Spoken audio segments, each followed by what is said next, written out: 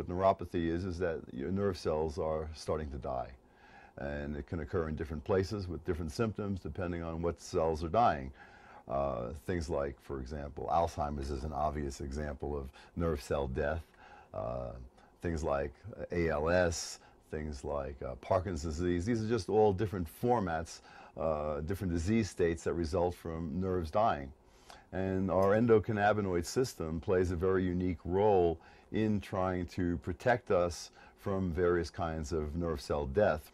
So what's going on with the endocannabinoid system is that it's something that protects our nerves in general and helps promote nerve growth and nerve health and rewiring actually of your brain. You know, adults up until fairly recent past, it was believed that we no longer had the capacity to regenerate nerves. And what we now know is that we do have that capacity, but furthermore, what we know is that nerve regeneration in the brain is very much regulated by these marijuana-like compounds, these endocannabinoids. So we have a whole host of very important activities: the direct protection of nerves from dying, the promotion of regeneration, the promotion of learning, of relearning things is a very important biological effect of our endocannabinoid system. So what are the kinds of things that we can do to try and promote health in these areas? On the one hand, everybody should make sure they take in enough essential fatty acids. They're called essential because we can't make them. And certainly I would say one of the best sources for that is that we should be consuming hemp oil. And the reason I say that as opposed to fish oil is because you can get organic hemp oil, so it's not going to be contaminated with things like mercury. And that's going to allow our bodies to make our endocannabinoids. We often hear about the beneficial effects of things like omega-3s and omega-6s. At least some of the attributes of those compounds are the result of them being converted into these endocannabinoids, into these marijuana-like compounds. So at least that way your body can do what your body can do. You're giving it the tools to make the things that you need.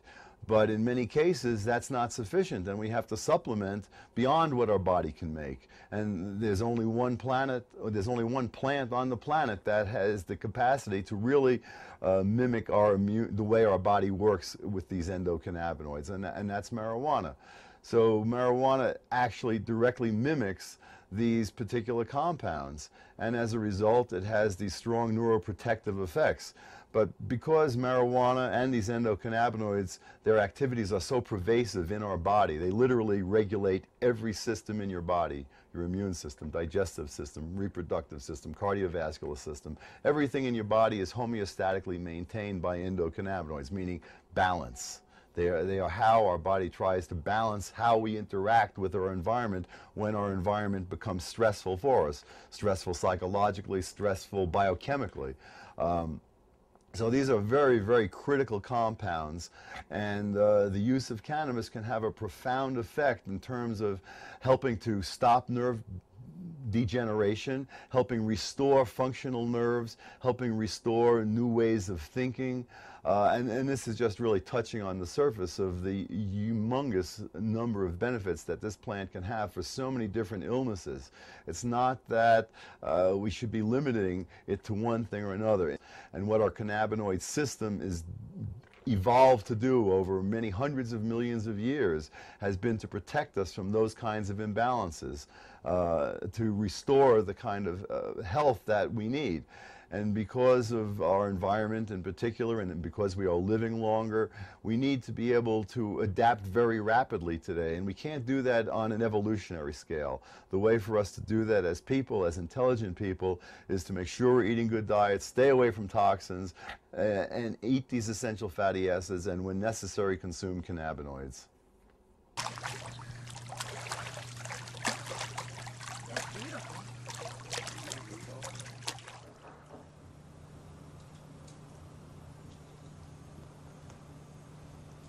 How often a day will you smoke, Cathy? I usually only smoke in the evening, but since I was nervous this morning, my throat is bothering me. And to calm the muscles, I'll just make a little bit of dust, and then I'll be able to go in the pool. But if I took a muscle relaxer, I would have to go to bed. And that would be the end of her day. Beautiful sunny day that it is. And I would probably wake up crying. Because she didn't get to be out in the sun or in the pool exercising or living a normal life. And then I would not be able to sleep that night because I slept in the afternoon. So it really messes me up. And I truly believe that people right now that use insulin, that if they understood what I've gone through, just to make a point, if they were prescribed insulin now, they will never ever be given a hypodermic needle by this DEA. They will never give them the needle to use their medication. So the big thing is that I expect this. That is what upsets so many people. And I'm sorry if it upset you, but it keeps me happy and it keeps me alive. Thank you. No more. Sure.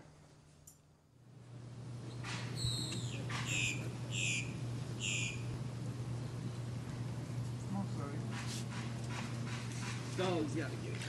Of course.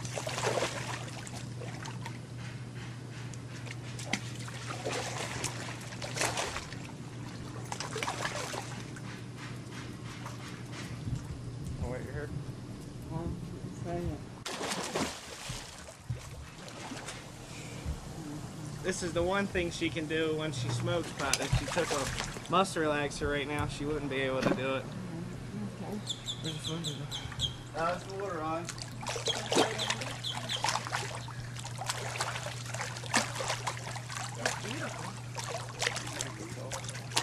I got a fun day before. Let's do that.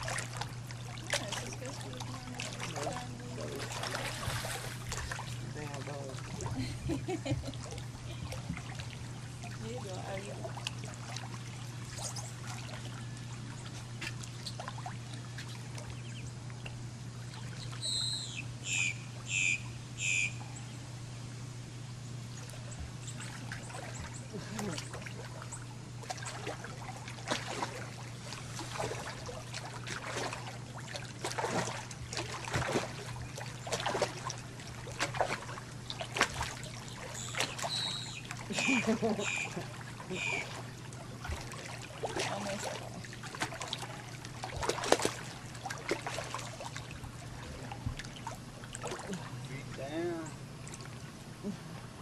Hello. Yep.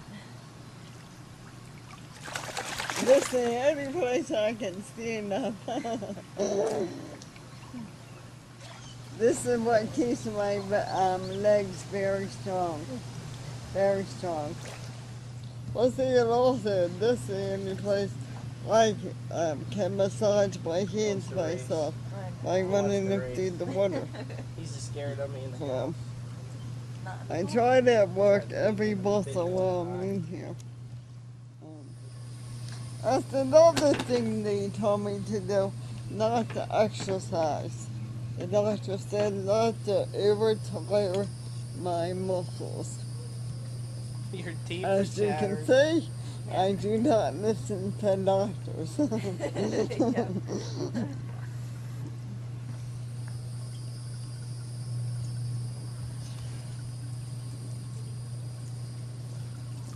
Oh, well, they pick on him.